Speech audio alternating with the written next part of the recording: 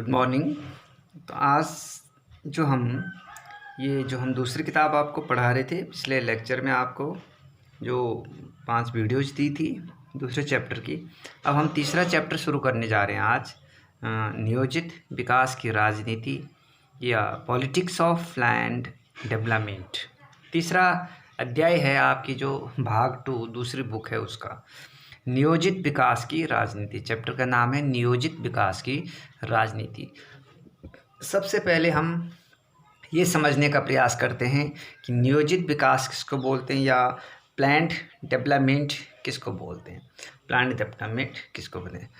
भाई, विकास के कई मायने होते हैं, कई विकास के कई तरीके होते हैं। जैसे आप छोटी सी बात अगर हम शुरुआत करें अपने घर से ही, तो माना हमें कुछ काम करना है घर में, ठीक है, कोई भी चाहे इन्वेस्टमेंट से लेकर हो, आपकी पारिवारिक इन्वेस्टमेंट से लेकर हो, या कुछ अन्य काम, कोई भी काम, तो काम 2 तरीके से होते हैं। एक तो ऐसे होते हैं जो रूटीन वर्क होते हैं, ठीक है, कुछ होते हैं रूटीन वर्क होते हैं, आपके दैनंदिनी के या दिन प्रतिदिन के कार्य होते हैं, जो जैसे सुबह उठना या दिन का खाना, सुबह का ब्रेकफास्ट, रात का खाना, उस पे खर्च, उसके लिए आटा, चावल, सब्जी, दूध, ये सब चीज़ें लाना, एक खर्च ये होता है।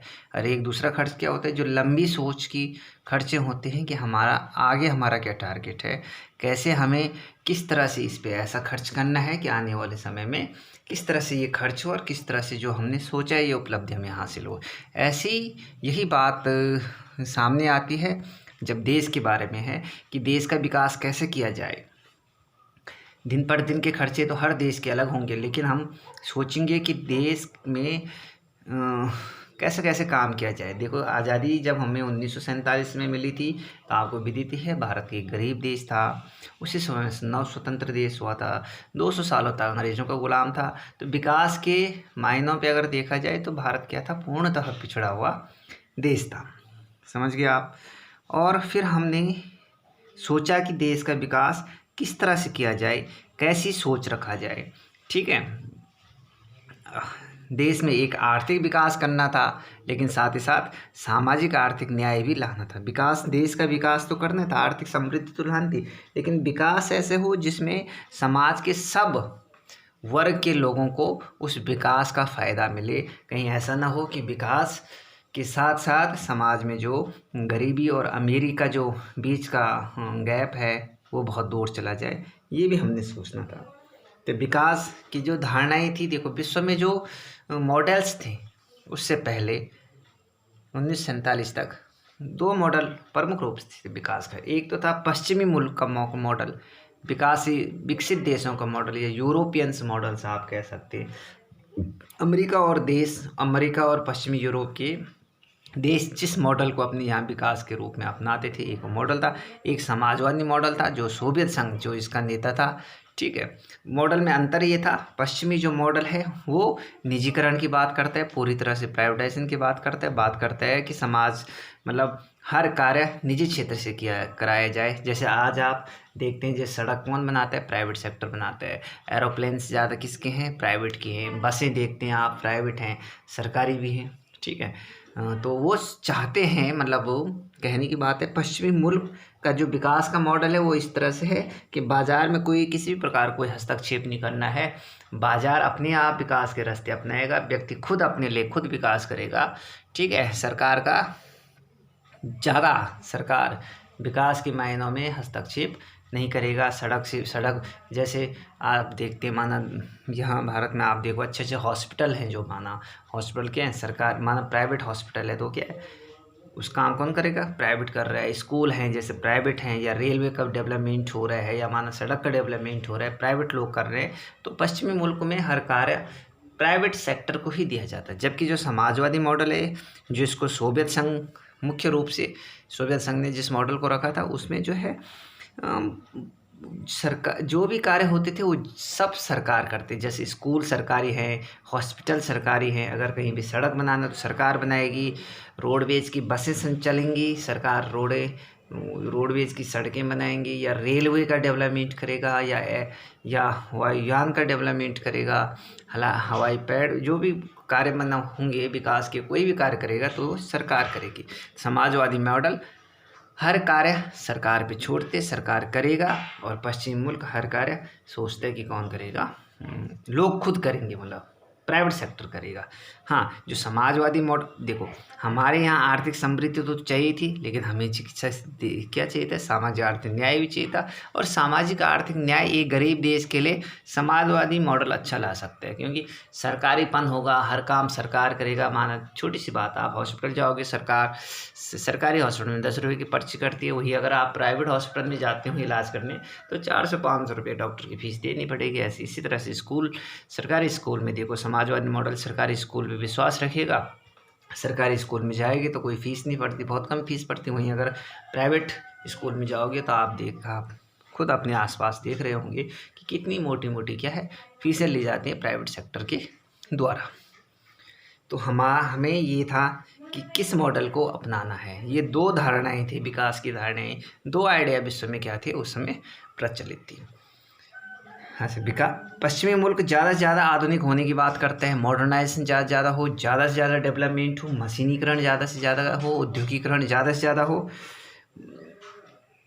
तो इसमें क्या था कि जैसे पश्चिमी मुल्क आधुनिकीकरण की प्रक्रिया से अगर हम इस मॉडल को अपनाते हैं तो जिस तरह से पश्चिमी मुल्क मतलब पश्चिमी यूरोप या अमेरिका, कनाडा जैसे देश जिस तरह से आधुनिकीकरण की प्रक्रिया से गुजरे, उसी तरह हमें भी गुजरना पड़ेगा। इसका मतलब मशीनीकरण होगा, औद्योगिकरण होगा, प्राइवेट सेक्टर का डेवलपमेंट होगा, प्राइवेट सेक्टर विभिन्न प्रकार के कार्य करेगा। जैसे आज देखो, आप दूरसंचार के क्षेत्र में ही देखो तो BSNL और MTNL केवल ऐसी चीज़ें जो गवर्नमेंट सेक्टर द्वारा संचालित होती हैं, लेकिन जितनी भी टेलीकॉम्स अन्य कंपनियां जैसे एयरटेल हो गया, आइडिया हो गया, वोडाफोन हो गया, एच हो गया या जियो हो गया, जितनी भी सब चीज़ें हैं क्या हैं प्राइवेट सेक्टर द्वारा संचालित होते हैं।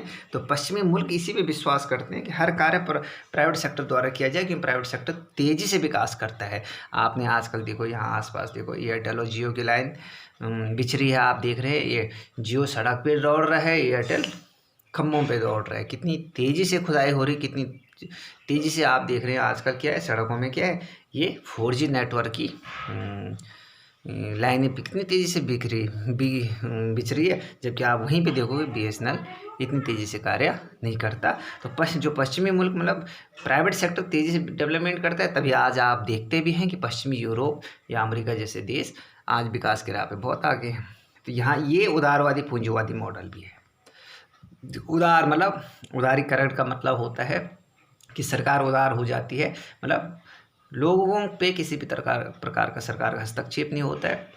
लोग कुछ भी कार्य करें, कोई भी फैक्ट्री खोले, कोई भी इंडस्ट्री खोले, सरकार उसमें किसी प्रकार का लाइसेंसीकरण की बाधा नहीं करेगा, या किसी प्रकार से सरकार से क्या है अपनी फाइल को पास करवाने के लिए ज़्यादा दिक्कतें नहीं होती। वहीं अगर समाजवादी मॉडल देखोगे तो आप तो तमाम प्रकार की फाइलिंग चार्ज होते हैं, फाइलिंग इशू होते हैं, लेट लतीफ़ी होती है, लाल फीता स्याही जैसी चीज़ें होती हैं, फाइल पास नहीं हो पाती। और इस तरह से यहाँ पहले तो ये है लाइसेंसिंग राज है, लाइसेंस लेना पड़ेगा अपनी कंपनी या फैक्ट्री चलाने के लिए।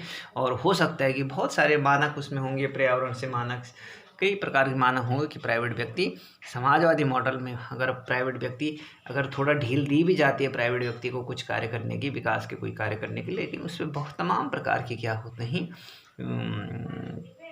तमाम प्रकार की बाधाएँ होती हैं, मतलब या तमाम प्रकार की क्या होते हैं बाधाएँ होती हैं। ठीक है। ऐसे अगर समाजवादी मॉडल की बात करें, वही हमने शीत युद्ध के समय भारत सोवियत मॉडल पर गहरे तौर पर प्रभावित था। भारत ने भी क्या किया, जब देश आज़ाद हुआ तो हमने समाजवादी मॉडल अपनाया, ये मॉडल नहीं अपनाया, क्योंकि चूंकि भारत में गरीबी थी, ठीक है, अर्थव्यवस्था बहुत कमज़ोर थी, गरीबी थी, अशिक्षा थी, तमाम प्रकार की समस्याएं भारत में थी। तो हमने भी चाहा कि ये मॉडल ज़्यादा अच्छा है। फिर सामाजिक आंदोलन के दौरान सामाजिक आर्थिक पुनर्वितरण का कार्य उस समय सरकार को दिया जा रहा था। समाजवादी मॉडल में हर कार्य सरकार करती है, और चूँकि देश 1947 में जो भारत आज़ाद हुआ था बहुत गरीबी थी, बहुत आर्थिक पिछड़ापन था, ठीक है, और उस आर्थिक पिछड़ापन या व्यक्तियों को अपलिफ्ट करने के लिए या उनको विकास के रास्ते पर आगे ले जाने के लिए समाजवादी मॉडल ही अच्छा होता है, क्योंकि वहाँ हर कार्य सरकार करती है, और सरकार जिस कार्य को करती है उसमें लाभ की आकांक्षा नहीं होती, बल्कि कल्याण की आकांक्षा होती है, और गरीब लोगों का उसमें क्या होता है उत्थान होता है। ठीक है, धन्यवाद।